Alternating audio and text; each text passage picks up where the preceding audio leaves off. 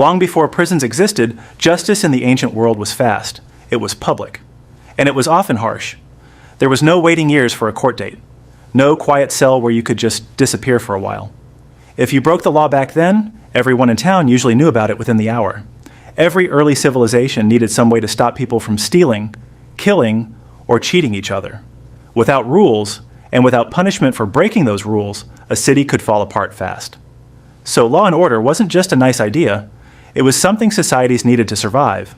But what counted as fair back then would shock most people today. In this video, we're going to travel through 5 ancient civilizations: Mesopotamia, Egypt, Greece, Rome, and China, and look at how each one dealt with its criminals. Some of it will surprise you.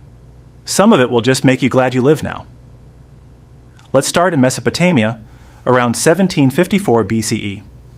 This is where we find one of the oldest sets of written laws in human history, the Code of Hammurabi.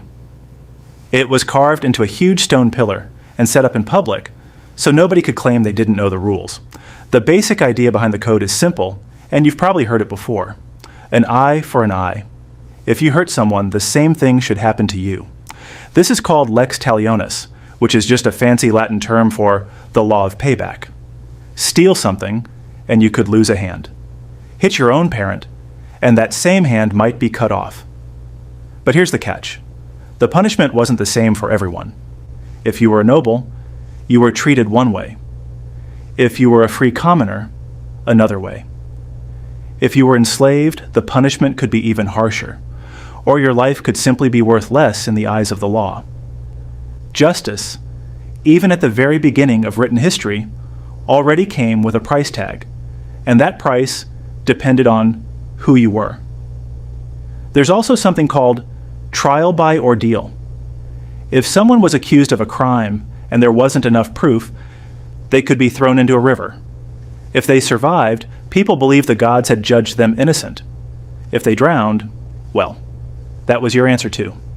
It sounds like pure superstition. But in a strange way, it was also an early version of a lie detector test, just with much higher stakes. Think about that for a second. In a world with no cameras, no fingerprints, and no way to properly investigate a crime scene, people needed some method of deciding who was telling the truth. The river ordeal gave communities a way to move forward, even if it meant putting a person's fate in the hands of nature itself, rather than in the hands of careful evidence. Now let's move to Egypt. Egyptian justice was built around one big idea: ma'at. This word means balance, truth, and order. And Egyptians believed it held the entire universe together. So when someone committed a crime, it wasn't just a problem between two people. It was seen as a crack in the order of the whole world, and punishment existed to fix that crack.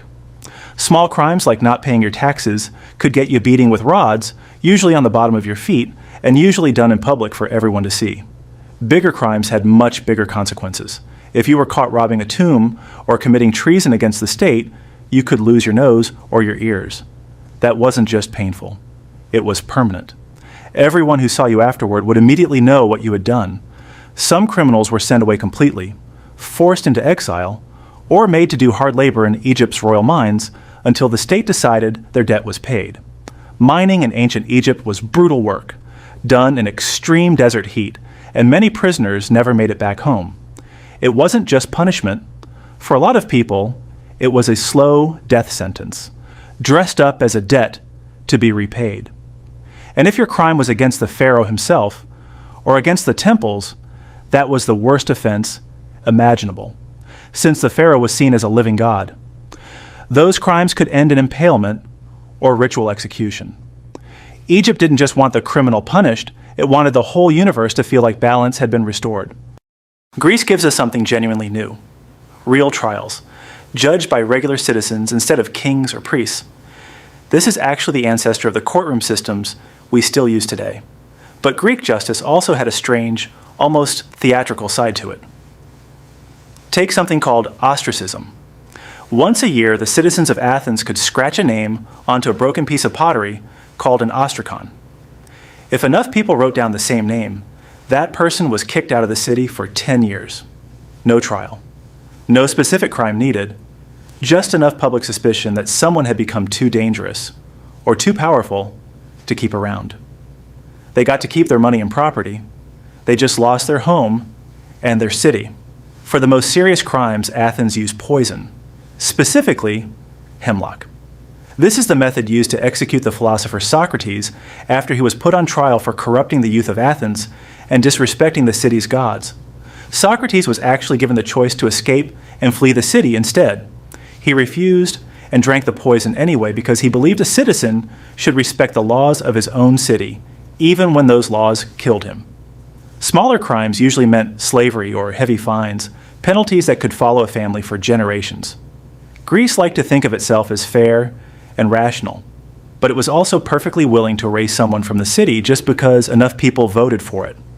Rome ran its justice system the same way it ran everything else, through strict social class and extremely detailed law. The 12 Tables, one of Rome's earliest legal codes, laid out punishments with almost bureaucratic precision, but precise did not mean equal. Crucifixion, one of the most painful and humiliating deaths ever invented, was reserved specifically for slaves, rebels, and people who weren't Roman citizens. Actual Roman citizens were legally protected from it, no matter what crime they committed. Then there's one of the strangest punishments in all of history, poenekule, the penalty of the sack. This was used for parricide, meaning the killing of your own parent. The guilty person was sewn into a leather sack, along with a live snake, a rooster, a dog, and a monkey, and thrown into the sea. Historians still debate how often this was actually carried out exactly as described, but the message was clear. You broke one of nature's most basic rules, so you died drowning in chaos. The Roman army had its own brutal punishment too, called decimation. If a whole unit of soldiers was found guilty of cowardice or mutiny, 1 out of every 10 men was chosen randomly and killed, usually by their own fellow soldiers. And for wealthy or powerful Romans, punishment often looked completely different. Exile, losing your citizenship, or something called damnatio memoriae, which meant your name and your image were officially erased from public memory, statues destroyed, records wiped, almost as if you had never existed at all. Rome didn't just punish the body. For the powerful, it punished memory itself. China's Qin and Han dynasties followed a system of thought called legalism. The basic idea was simple: clear laws, applied strictly and consistently, no matter who you were. In theory, this was actually a pretty radical idea for its time, since most ancient societies bent the rules for the rich and powerful. In real life, wealth and status still mattered plenty, but the idea itself, that law should be the same for everyone, was ahead of its time. This strict approach led to what's known as the 5 classical punishments. First, mo, which meant tattooing the criminal's face, marking them for life. Second, yi, cutting off the nose. Third, yue, cutting off the feet. Fourth, gong, which meant castration. And fifth, the harshest of all, da pi, the death penalty, carried out by beheading or by cutting the body apart.